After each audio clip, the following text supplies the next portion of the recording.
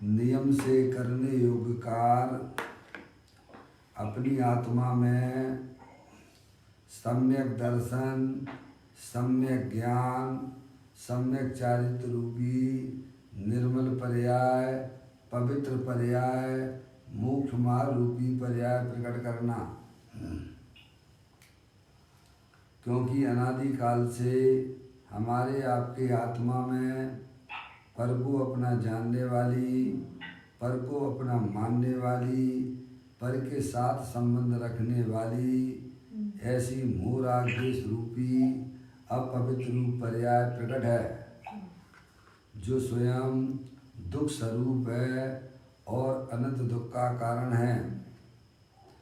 ऐसी मोह राग द्वेष रूपी मलिन पर्याय का अपनी आत्मा में से उसका अभाव करना और सम्यक दर्शन ज्ञान चारित्र रूपी निर्मल पर्याय, पवित्र पर्याय, मोक्ष मार्ग रूपी पर्याय प्रकट करना।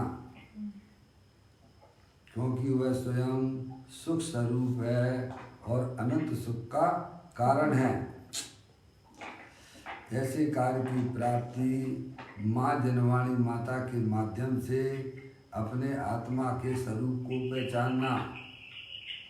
अपनी जो आत्म वस्तु है वह परद्रव पर भावों से भिन्न है और अपने ज्ञानादि अनंत गुणों सहित तीनों काल विद्वान वस्तु है। ऐसे ज्ञायक प्रभु परमात्मा का माँ जनवाणी माता के द्वारा परिचय करके तत्पश्चात शरीर रागादि ये सब कर्मकृत वस्तुएं हैं, इनका हमारे आत्मा के साथ में किसी प्रकार का कोई संबंध नहीं है। ऐसे उन्हें पर जानते हुए अंदर जो अखंड ज्ञान ज्योति स्वरूप है उसमें ही अपनापन स्थापित करना, उसी को निज रूप से जानना और उसी में ही अपनी पर्याय को मग्न करना, इसी को अरिहंत परमात्मा धर्म कहते हैं। उसकी चर्चा आचार्य भगवंतों ने, ज्ञानियों ने, मुनिराजों ने एक एक गाथा, एक एक कलश और टीका के माध्यम से हमें अपने आत्मा के स्वरूप को बताया है। देखिएगा यहाँ पर नियम सारजी ग्रंथ का चौथा अधिकार चल रहा है, जिसका नाम है व्यवहार चारित्र अधिकार। उसकी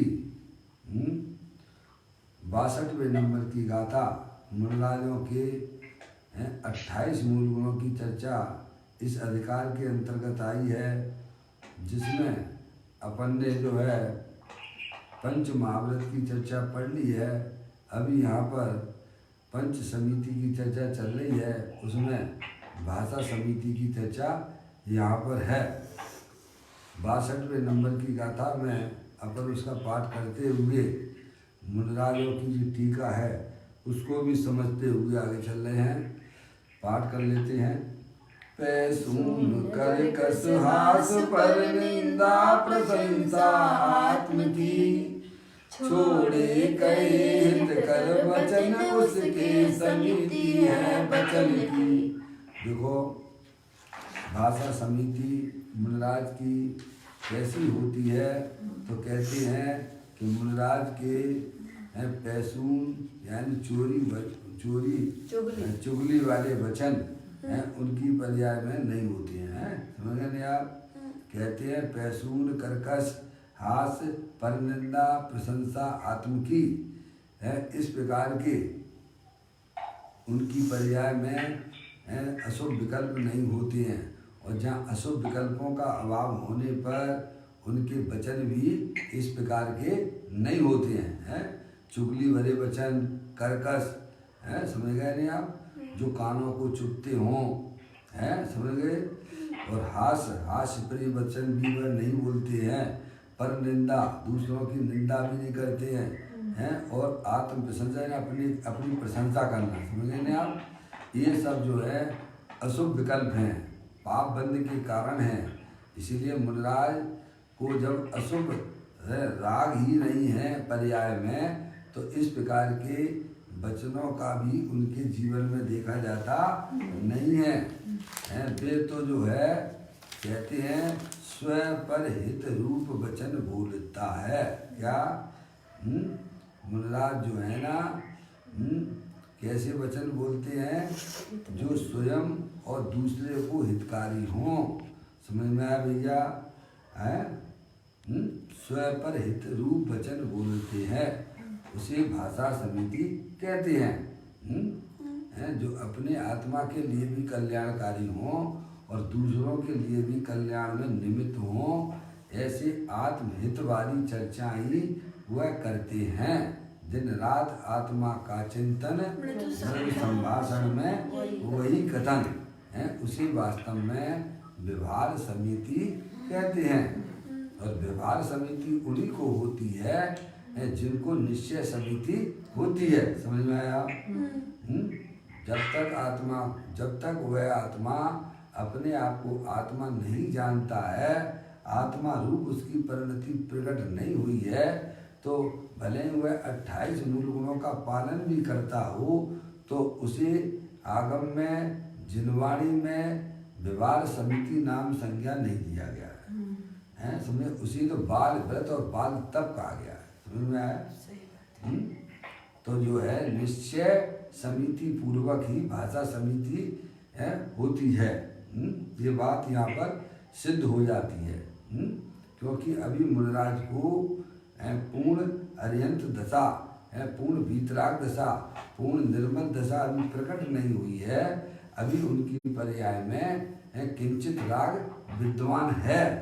समझ गए नहीं आप? इसीलिए सारी जो है इस प्रकार की क्रियाएं उनकी पर्याय में भी देखी जाती हैं। समझ में आया भैया? जैसे आत्मा तो बोलता नहीं है, आत्मा चेतनेश्वर पदार्थ है, ज्ञान दर्शन आदि अनंत गुणों का भंडार है। समझ गए नहीं आप भैया? भाषा तो ये वर्णना का काम है। किसका है? आत्मा तो मात्र जानने देखने वाला है। देखिएगा, अब देखें आप, इसी के ऊपर पूज्य गुरुदेव श्री यहाँ पर प्रवचन रतन चिंतामणि के माध्यम से हमें यह बात यहाँ समझाते हैं। अब आप देखिएगा पेज नंबर 109 पे आ जाइए।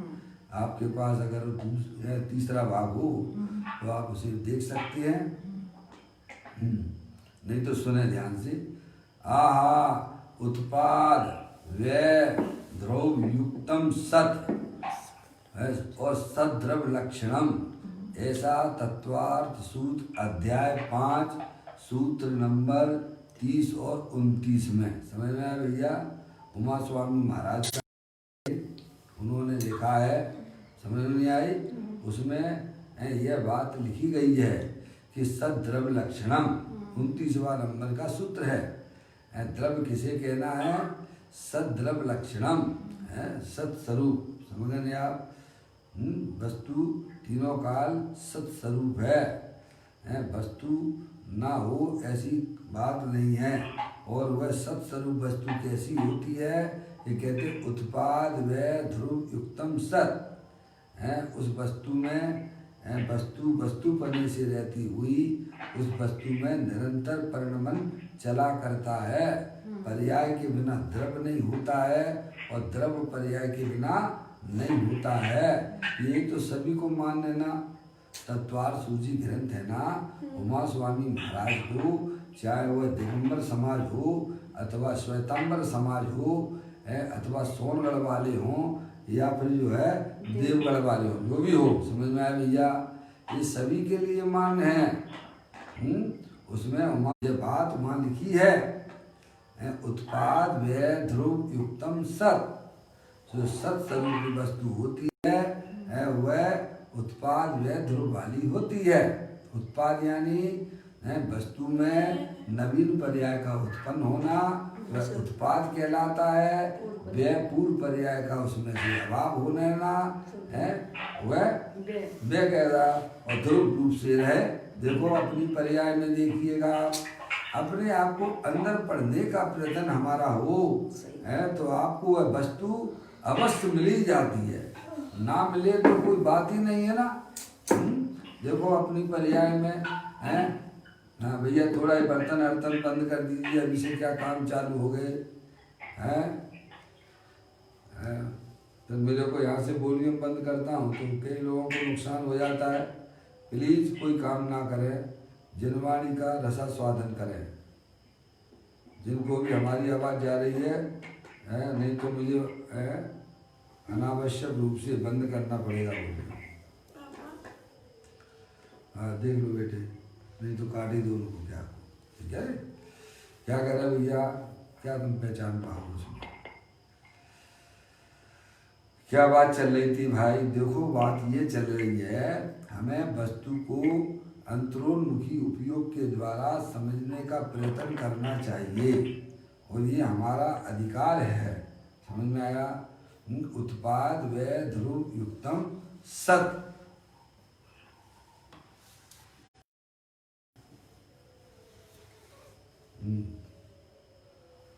देखिए क्या कहते हैं, उमा स्वामी महाराज कहते हैं कि जो वस्तु होती है वह उत्पाद व ध्रुव युक्तम सत होती है। देखो आप द्रव्य रूप से आप अपने आप को देखिए, आप चेतनेश्वर वस्तु हैं, इस जगत के चेतनेश्वर वस्तु हैं। समझ गए? शरीर तो है अनंत पुद्गल परमाणुओं का पिंड है। समझ में आया भैया? अंदर में देखिएगा आपकी पर्याय में देखो, पहली पर्याय कौन सी चल रही थी? सोने वाली पर्याय चल रही थी। कौन सी पर्याय चल रही थी भैया? निद्रा वाली चल रही थी ना? है अभी क्या निद्रा वाली पर्याय है आपके पास में? अरे बोलो, हाँ ना बोलोगे तो समझ में आएगा। नहीं है ना? है पर आप हो के नहीं हो? हैं? सोते समय भी आप थे और जागृत अवस्था में भी आप हो, है तो आप हो, है तो वो तो हो गया ध्रुव रूप से वस्तु है भैया। वह पूर्व पर्याय चली गई निद्रा वाली, है अशुभ पर्याय चली गई। अभी जागृत रूप से आप माँ जिनवाणी माता का रसास्वादन कर रहे हैं। समझ में? तो इस प्रकार से हमें आत्म वस्तु को अपनी समझना चाहिए। है ये सूत्र बताने का मतलब ही इतना है। समझ में आया? अब ज्ञानी कहते हैं तुम उत्पाद व्यय की दृष्टि छोड़ दो। क्या करना भैया? इतनी अगर आप में कला आ गई जिंदगी जीने की तो आपको कोई भी आपको अपने आनंद लेने से रोक नहीं सकता है। इग्नोर करना सीखना चाहिए। वैसे तो आप इग्नोर तो करते हो बहुत सारी चीजें, लेकिन मतलब की चीजों को नहीं करते हो। समझ में आया भैया? ज्ञान में ये कला है भैया। आपके दुश्मन हो, आपके लड़ाई झगड़े करने वाले व्यक्ति हो, आप उनकी शक्ल देखना पसंद करते हो, उनकी चर्चा करना आपको अच्छा लगता है क्या? नहीं लगता है ना? ऐसे ज्ञान में ये सारी चीजें पड़ी हुई हैं। आपको जब जो है अपने परिवार वालों को मुक्त करते हो, बाकी के लोगों को गौण कर देते हो, ये तो सब सांसारिक बातें हैं। समझ में आया भैया? अपने आत्म द्रव्य के अंदर गौण मुक्त करना है।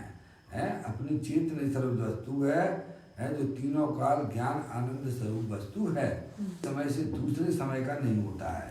तो ज्ञानी कहते हैं कि तो है ये वस्तु को पहचान कर पर्याय में होने वाले परिवर्तन के ऊपर दृष्टि नहीं देना। क्या कहा? पर्याय तो रहती है, पर्याय के बिना द्रव्य नहीं होता है। मौसी बस इतनी सी बात है। इसी को बोलती है कला। समझ में आया? अपने आप को किस प्रकार से ग्रहण करना, पर्याय को इतना विवेक होना चाहिए कि हमें किसके ऊपर दृष्टि देना चाहिए, किसके ऊपर ज्ञान का गेय बनाना चाहिए। ये हमें अत्यंत परमात्मा समझाते हैं। अनादिकाल से हमने शरीर को अपना जाना है, अपना माना है। अरे शरीर नाम की तो जगत में कोई वस्तु ही नहीं है भैया। वो तो अनंत पुद्गल परमाणुओं का पिंड है। मिली जुली सरकार है। अरे मिली जुली सरकार कितने दिन तक चलेगी? है भैया? समझ में आया? अरे मिली जुली सरकार कितने दिन तक चलेगी? और वह भी कैसी मिली जुली सरकार है, उसमें एक तो आत्मा है और अनंत पुद्गल परमाणु में भैया। समझ में आई कि नहीं आई है? वो तो फेल होना ही है ना, क्योंकि आपका हिस्सा तो केवल एक है और आपके साथ में कितने लोग मिले हुए हैं। समझ में आया? अनंत पुद्गल परमाणु में, समझ में आया? वो तो फेल होना ही है, फेल हो जाए तो कोई आश्चर्य की बात नहीं है। समझ में आया भैया? तो ज्ञानी कहते हैं तुम चेतनेश्वर वस्तु हो, ये शरीर तो अनंत पुद्गल परमाणुओं का पिंड है, ये विजाति तत्व है। ऐसे ही अपने आत्मा में जो रागादिक परिणतियां होती हैं ना, वे जो रागादिक परिणतियां हर समय उत्पन्न विध्वंसी हैं, वे तुम्हारे आत्मा के अंदर प्रवेश करती नहीं है। समझ गया? इसीलिए तुम उनकी दृष्टि छोड़ो। क्या भैया? उन्हें अपना मानना छोड़ो। तुम तो चेतनेश्वर भगवान आत्मा हो, सिद्धि की सामर्थ्य वाले हो, अनंत शक्तियों के भंडार वाले हो। एक बार तुम अपनी ज्ञान की पर्याय का परिवर्तन अनादिकाल से बैरमुख होकर स्त्री मुझे सुख देगी, लड़का मुझे सुख देगा, भोजन मुझे सुख देता है, ये तेरी जो मान्यता है ना, ये दुख भरी मान्यता है। इस मान्यता में कोई सच्चाई नहीं है। समझ आया? तेरा सुख तेरी स्त्री में कैसे हो जाएगा, पर द्रव्यों में कैसे होगा? अरे यहाँ तो ऐसी बढ़िया सुंदर बात अध्ययन परमात्मा कहते हैं कि मैं भी तुझे सुखी नहीं बना सकता हूँ, मैं भी तुझे अपना सुख नहीं दे सकता हूँ, क्योंकि विश्व की व्यवस्था में ये बिल्कुल भी ये व्यवस्था नहीं बनती है कि एक द्रव दूसरे द्रव को सुखी बना दे। ये व्यवस्था तीन काल में संभव ही नहीं है। इसीलिए ज्ञानी अध्ययन परमात्मा भी हमें यह समझाते हैं, तू मेरी तरफ ना देख, तू अपने चेतनेश्वर भगवान आत्मा को देख जो स्वयं सुख स्वरूप है, आनंद का भंडार है। समझ में आया भैया? कभी भी हमने भी अनंत काल हो गया है, एक समय के लिए भी अपने भगवान आत्मा की तरफ ना देखा। इसीलिए हमारी पर्याय में ये दुख की पर्याय चल रही है और इसे आप ही मिट सकते हो। समझ में आया भैया? इसे कोई दूसरा मिट सकता नहीं है। ऐसी इस विश्व की व्यवस्था है। देखो यहाँ कहते हैं उत्पाद वै ध्रुव युक्तम सत सद्रव लक्षणम, ऐसा तत्वार सूत्र अध्याय 5 सूत्र नंबर 30 और 29 में कहा है। तो उत्पाद वै ध्रुव में से, ध्रुव में जो ऐसे अनंत गुण है, क्या भैया है, वस्तु जो ध्रुव है ना, उसमें अनंत गुणों का भंडार है। समझ गए जा? ऐसा हुआ आत्मा मालिक है उसका, उसे कुछ पता नहीं है। ये तो अध्ययन परमात्मा के यहाँ आएगा और उसको सुनेगा तो समझ में आती है, नहीं तो भ्रमित होता रहता है भैया, घूम ही रहा है ना। और हमें आपको मौका मिला है कि हम अत्यंत भगवान के यहाँ आकर पैदा हुए हैं। क्या भैया? समझ में आया? हमें कीमत नहीं आती है जैसे किसी को ऐसी फ्री में मिल जाए ना, है मौसी, फ्री में मिल जाए ना कोई चीजें, तो उसकी वह कदर नहीं करता है। क्या हमें अत्यंत परमात्मा मिले हैं, हमें उनकी कदर नहीं करते हम। समझ गए? और अहंकार और करते हैं। क्या भैया? हम जैन कुल में जन्मे हैं, अभिमान करेंगे, है भैया? अरे जैन कुल में जन्मने से तेरा इतना कल्याण नहीं होगा, ऐसा अहंकार मत कर। जैन कुल में जन्मा है तो तूने कोई पुण्य किया था तो आया है जैन कुल में, लेकिन अब तू अपने आत्मा को पहचान। क्या भैया? ये कार्य तुझे करना चाहिए था, है ये समझ में आई भैया? कहते हैं तो उत्पाद में ध्रुव में से, ध्रुव में जो अनंत ऐसे अनंत गुण बढ़े हैं। कैसे? जीवत्व शक्ति, चित्त शक्ति, दृष्टि शक्ति, ज्ञान शक्ति, सुख शक्ति, प्रबुद्ध शक्ति, विबुद्ध शक्ति, सर्वदर्शक शक्ति, सर्वगत शक्ति है भी। ऐसी अनंत अनंत गुण है मेरे आत्मा में भरे हुए, लबालब भरे हुए है, जैसे मिश्री में मिठास भरी रहती है ना, ऐसे अपने भगवान आत्मा में ज्ञान और आनंद भरा हुआ है भैया। कभी हमने अंतरोन्मुखी उपयोग के द्वारा उसका सेवन नहीं किया है प्रभु, है। कहते हैं ध्रुव में से ध्रुव में जो ऐसे अनंत गुण हैं उन्हें उत्पाद और बेरूप पर्याय स्वीकार करते हैं। कौन स्वीकार करता है? स्वीकार करने वाली मैं ध्रुव हूँ, अनंत शक्तियों के भंडार वाला हूँ। वह स्वीकार करने वाला द्रव है कि गुण है कि पर्याय है? क्या कहा भैया? पप्पू भैया, अजय भैया, अशोक भैया, डॉक्टर साहब, मेरे आत्मा में अनंत गुण है ऐसा स्वीकार करने वाला द्रव्य है कि गुण है कि पर्याय है? पर्याय है। बहुत सुंदर बात है भैया, समझ में आया? बहुत अच्छा बोला आपने, है। स्वीकार करने वाली पर्याय है और द्रव्य तो अनंत राजा बना बैठा हुआ है। समझ में आ गई नहीं? अब त्रिलोकीनाथ है, समझ में? ऐसी वस्तु है और वह पर्याय उसे स्वीकार करती है, उसे ही वास्तव में सम्यक दर्शन सम्यक ज्ञान कहते हैं। क्या भैया? परद्रव्यन से भिन्न आप में रुचि सम्यक भला है, आप रूप को जान पनोसो सम्यक ज्ञान कला है, आप रूप में लीन रहे तिर सम्यक चारित सोइए। समझेंगे आप? जो अंतरोन्मुखी है, जिनवाणी से पढ़ के स्वीकार करने की बात नहीं है भाई। जिनवाणी से पहले अपने स्वरूप को पहचानना और फिर ऐसा अनुभवन करना, हो मैं तो ज्ञानानंद रूपी पदार्थ हूँ, है। ये रागादिक परिणतियाँ तो क्षणभंगुर तत्व हैं, इनमें मेरा किसी भी प्रकार का कोई अंश मिलता नहीं है। ये सब परलक्षी भाव है, शरीर तो जड़ है, मुर्दा है, इसे कुछ भी पता नहीं है। मैं तो अखंड ज्ञान ज्योति स्वरूप भगवान आत्मा हूँ। तो स्वीकार करने वाली पर्याय है।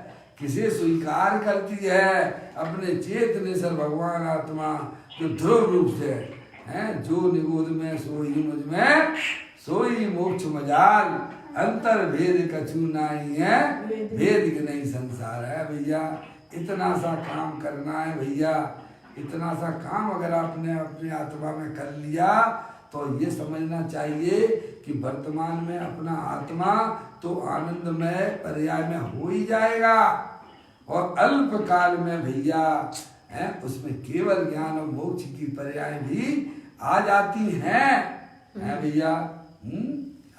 आदिनाथ भगवान की पूजन में आता ना, प्रभु नंदनु में आपका, अल्प काल में आपके तिष्ठूंगा शन। इतना विश्वास होता है ज्ञानी को, है, क्योंकि उसकी जो पर्याय का मुख था अब बहिर्मुख छोड़ता हुआ अंतरोन्मुखी रसा स्वादन करता है भैया। आप उसका रसा स्वादन ना करो, है, ऐसा नहीं है कि स्वाद ना आवे, है, मिश्री मीठी है और आप मीठी का सेवन करो और मुंह मीठा ना हो, ऐसा नहीं होता है भैया। ऐसे ही अपनी वर्तमान ज्ञान की पर्याय जब अंतरोन्मुखी हो जाती है तो उसमें जो द्रव्य के अंदर अनंत शक्तियां थी उनका पर्याय में अभिव्यक्ति हो जाती है भैया। इसी को अरिहंत परमात्मा धर्म कहते हैं। क्या भैया? धर्म स्वाधीनता का नाम है, धर्म पराधीनता का नाम नहीं है। धर्म अगर पराधीन है, देखो पराधीन सब लोग सुख नहीं भैया, कहते हो कि नहीं कहते हो? आप लोग सभी कहते हैं भैया, है भैया। स्वाधीनता ही वास्तव में है सुखकारी है, समझ अपने आपको सब आती हो, सब कला आती हो तो आपको किसी के सामने गिड़गिड़ाना पड़ेगा क्या? नहीं है, नहीं गिड़गिड़ाना पड़ेगा बेटा। ऐसे ही भैया अपनी ज्ञान में इतनी जागृति रखो अपने आत्म स्वरूप के प्रति, है ये मौका मिला है। अजय भैया है, कल आप कह रहे थे ना ये पछताना पड़ेगा लोगों को, ये इतना सुंदर मौका मिला है भैया। अब ये समय आने वाला नहीं है, अरे कोरोना वायरस तो चले जाएगा कुछ दिनों के बाद, पर ये मौका आपको जो मिला है सब तरफ से निवृत्त का, ये मौका आपको फिर जिंदगी में नहीं मिलेगा। क्या समझ में आए भैया? बहुत सुंदर मौका आया है। हर तरफ से तुम्हें घर रह के अपना कार्य करने की सुविधाएं व्यवस्थाएं हैं सरकार की तरफ से भी मिली हुई हैं, समझ में आया? और घर वालों की तरफ से भी तुम्हें सुविधाएं हैं। कोई कह नहीं सकता है आप बाहर जा रहे होगे है तो आपकी जो है पत्नी है वो कहेगी यहाँ बैठो घर पे, क्या कहते हैं भैया? है अजय भैया? आप बाहर निकलो है तो आपके सहयोगी जो लोग हैं ना वे कहेंगे हैं पापा इधर बैठो चुपचाप, पत्नी कहेगी ना कहीं मत जाइए यहाँ बैठिए, है तो उसकी बात भी हो जाएगी और आप चुपचाप बैठे भी रहिए। क्या भैया? अब आपके पास में कला हो उसे रसा स्वादन लेने की तो आप तो और आनंद में हो जाओगे। क्या कहा भैया? बाहर के लोग तो रोक ही रहे हैं ये भैया, है अंदर के लोग भी है, घर के सहयोगी लोग भी वे भी कह रहे हैं कि यार चुपचाप बैठ जा, है। अब आपके पास में अगर वो कला है तो भैया आपका जीवन आनंदमय हो जाएगा, है पर्याय में आनंद हो जाएगा। समझ में आया भैया? मौका मिला है भैया, है हर तरफ से मौका मिला है। ऐसा मौका जो है 1 महीना पहले नहीं था, है भैया। अब जितने समय निकल गए हैं ना वे अब आपको मिलने वाले नहीं है। समझ में आया? है अगर ये है कोरोना वायरस नहीं आता ना है तो घर वाले भी बैठने नहीं देते शांति से, है अजय भैया। ये तो सबको अपने को या मालूम पड़ता है कि नहीं पड़ता है? ये कहते जाओ ना भाई साहब दुकान खोलो ना जाके, या बैठे बैठे क्या कर रहे हो, है फिर मेरे लिए बढ़िया बढ़िया आभूषण ला दो ना, है भैया। ये कपड़ा ला दो ना, ये करो ना वो करो ना, है विकल्प इतने माथे पे आ जाते डॉक्टर साहब, है भैया। ये मौका मिला है भैया, आपको इस मौके का पूरा लाभ लेना चाहिए। समझ में आया भैया? इसमें दुखी होने वाली कोई बात नजर आती नहीं है भैया। ऐसी बढ़िया बात है भैया। यही तो चलता है भैया। ज्ञानियों के पास में क्या है भैया? बस यही है, अपने आनंद को लूटते रहते हैं। अरे पर्याय भी अपनी है और द्रव्य भी अपना है। क्या कहा भैया? है कहीं को जाना नहीं है, जब गर्दन झुकाई है और दर्शन कर लिए। सही बात है। यहाँ गर्दन झुकाने का भी काम नहीं है। क्या भैया? समझ में आया भैया? आनंद स्वरूप वस्तु है, अपने आत्मा को पहचानिए भाई साहब। अनंत शक्तियों का भंडार हूं मैं। ऐसा कुछ अद्भुत मार्ग मिला है भाई। ये अंधे के हाथ में बटेर आ गई है। क्या आ गई है भैया? सही बात है, अंधे के हाथ में बटेर आ गई। डॉक्टर साहब है क्या? कोई बात नहीं, आप मूड पे होंगे, मैं समझ रहा हूँ। है भैया, ये अंधे के हाथ में बटेर आ गई है। बटेर यानी पक्षी होता है, बहुत चंचल पक्षी होता है, जिसे आंख वाले भी पकड़ नहीं पाते हैं। ऐसे ही जो है अंधा व्यक्ति उस बटेर को पकड़ ले। क्या कहा? ऐसे ही हमारे महान पुण्य के उदय से ये हमें अरियंत परमात्मा और उनकी वाणी का लाभ मिल रहा है। समझ रहा है? कितने भव निकल गए। देखो आप अपना आत्मा कहाँ पड़ा रहा भैया। एक इंद्रिय पर्याय में वहाँ उठना ही नहीं हो पाता है भैया। 2 इंद्रिय पर्याय में आया, लोग गाड़ियाँ चला रहे हैं भैया। समझ में आया भैया? पेड़ बन के खड़ा हुआ है, खड़ा है तो बरसों तक खड़ा ही रहता है भैया। जन्म मरण नित्य करते करते काल अनंत गमाए। आज हम जिन राज तुम्हारे द्वारे आए। क्या भैया, जन्म मरण करते करते करते करते भैया 4 गति 84